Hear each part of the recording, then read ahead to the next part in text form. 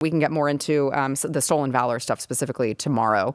So more to come on that. But I want to get your quick thoughts on a Pakistani national has been arrested in this, what they're calling, officials are calling this mysterious Iranian plot to assassinate Donald Trump. Here's a news report on that.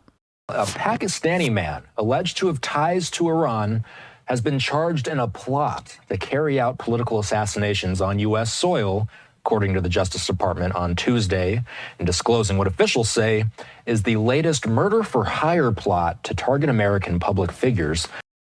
Now, fun little tidbits here. According to a detention memo, this man, a 46-year-old Asif merchant, spent time in Iran before flying from Pakistan to the United States in April to recruit hitmen to carry out the alleged plot. And they say the person he contacted was a confidential informant working with the FBI. So he is now charged with murder for hire. And unnamed sources told ABC News the criminal complaint does not mention Donald Trump by name. But Trump was one of the intended targets, they say. Interesting. Now they're capable of finding people who want to assassinate Donald Trump.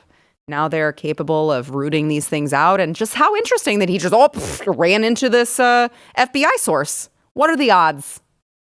There's multiple questions, I guess I could say I have of this. For one, the assassination threat against Donald Trump specifically from Iran has been around since they took out Soleimani. There should have been an increased Secret Service presence, significantly beefed up around him ever since that. But we know that didn't happen. I don't think they even really beefed it up until really recently. So I don't really know how to take this because there is a regional war kicking off right now in the Middle East. And there are a lot of not only Democrats that want more war, but there's a lot of Republicans that want it too. There's a lot of neocons out there that want to go to war. Before I got into this, I would have not questioned this at all. I would have said, yeah, it's probably what happened. And, man, we need to go after him or something. But that's exactly what the people that want war want us to think right now. I don't know what to think about this. He just randomly contacted an FBI informant. Yeah. Gosh, what are the odds? Are there FBI informants in every major company all over the country? I mean, well, yeah, probably. Yeah, actually, yes. Yeah, probably so. But it's interesting. So I have questions over that.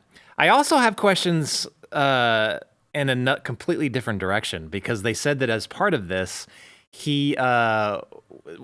they said that he had planned to set this in motion and then leave right as the attack was about to happen so that he could get out of the country so he wouldn't get rolled up on. Well, he was arrested on the 12th. What happened on the 13th? The assassination. I'm just saying. I don't know. It's kind of interesting. I only point that out. Not that I'm not even sure if there's any there. It is suspicious, but I just want to point that out because we still don't know all the information on the shooter. We still don't. We know he had two foreign accounts. Don't even say we don't know all the information. We don't know any information. Yeah. Like I could maybe give them some grace that we don't know every single detail. We don't have any. Yeah, the only real information we've seen of his private thoughts came from the Gab CEO guy. Yep. That said, look, I'm just going to put this out there, before I'm told I can't. Yep. He's the only one that's had the balls to put actual transparent information out there. And that is how we get conspiracy theories. When you don't have transparency, when you treat the people like they're stupid, you get riots in the UK. When you pretend it doesn't exist and just continue to let things happen, that's the kind of crap that happens. So keep your eyes on this.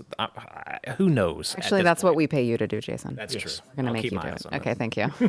Matt. Well, I mean, I'm looking at this and for all the people that said that it wasn't a real assassination attempt and all that, because we had that, don't forget, we had, oh no, it was a fake thing and, fake blood, right. And it didn't really happen, all that. So maybe that's going to shut them up.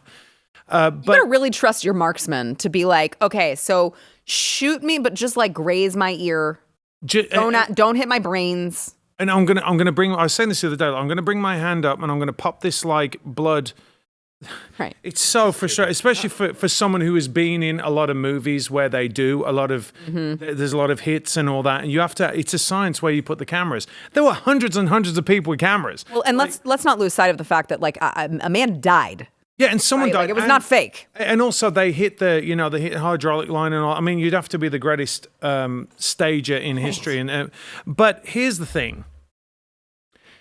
There are, I hate to tell the public, probably hundreds of Iranian agents in the United States. They don't need to have some guy come over to tell them what to do because they've already got their marching orders. Sloppy. It is. Yeah, it's just sloppy. It doesn't make sense to me at all. You know this, you've been down to the border with the amount of people that are coming over. That's the way you do it. Right. That's what you do. Like, you're not going to... hang on, I'm a Pakistani guy, right? So, we already know we got to watch you. And then you're going to go to Iran, which we're certainly going to watch you from Iran. Then we're going to come into the United States. And then you just happen to speak to... I mean, come on. I know. He lands at the airport, goes to TSA and goes, oh, yeah, that's an Iranian visa. Don't worry about it. Like, a lot of people have Iranian visas. Don't put me on a list, for crying out loud. I'm calling my FBI informant now. Did I tell you that? Oh, I'm not supposed to say that right now. Shut up.